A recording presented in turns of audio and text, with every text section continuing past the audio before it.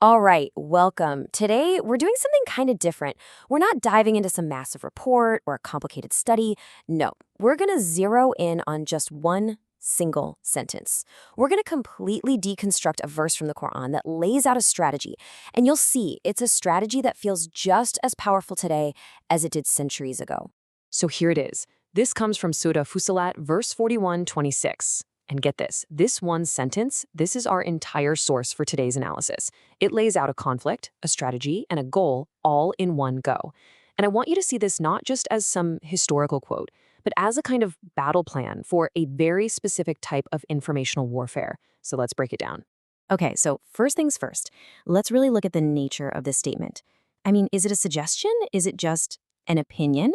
Well, the language itself gives us our very first clue about the strategy that's at play here. Yeah, the language here is incredibly direct. It's imperative. It's not saying, hey, you should consider this, or trying to open up a dialogue. No, it's issuing a clear tactical directive. It's an order. And honestly, getting this one point that we're looking at a direct command is the key that unlocks the entire strategy.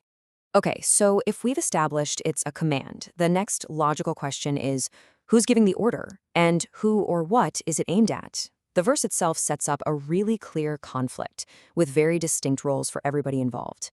And what's really fascinating is just how clearly these roles are defined. On one side, you have the speakers. The verse calls them those who deny the truth. Simple enough. They're the ones issuing the command. And their target, that's the subject, which is named specifically as this Quran, the message that they clearly see as a threat.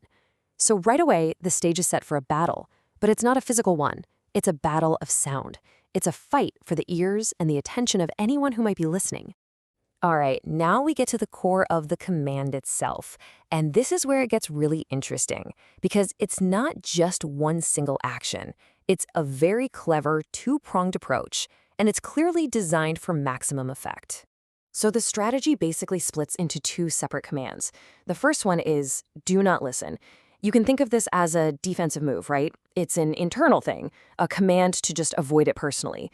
But then comes the second part, and this one is all offense. Drown it out with noise. See, that's an external public act. It's all about stopping anyone else from being able to hear the message. And this, right here, brings us to a really crucial strategic question. Why both? I mean, if your only goal is to avoid hearing a message, why do you need that second, much more aggressive command? Why not just tell your followers to, plug their own ears and be done with it? Well, here's the answer. And it's pretty brilliant strategically. That first command, do not listen, that's about securing your own people. It's ideological self-preservation. But that second command, drown it out, that's about controlling the entire information battlefield. It's an offensive move to make absolutely sure the message can't reach or persuade anyone else either.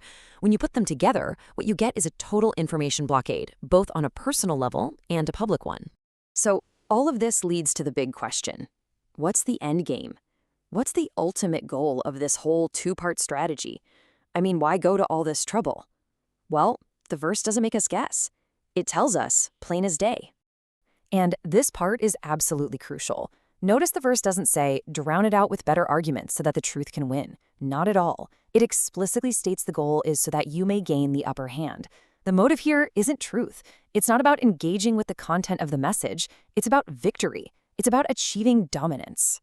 So when this verse talks about gaining the upper hand, it means something very, very specific. It's defining a state of dominance that you get not by winning an argument, but by stopping the argument from ever being heard. It's a victory achieved through suppression, not debate.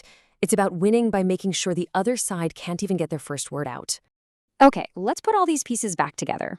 When we assemble the whole thing, we can see the complete dynamic at play, and you'll start to see why this is such a timeless and effective tactic. So here's the whole playbook in 3 simple steps. Step 1, a group decides a certain message is a threat. Step 2, they issue that two-part command we talked about, reject it yourself, and then actively suppress it so no one else can hear it. And step 3, the end game, gain the upper hand by taking total control of the information space. And this really boils it all down to its core logic.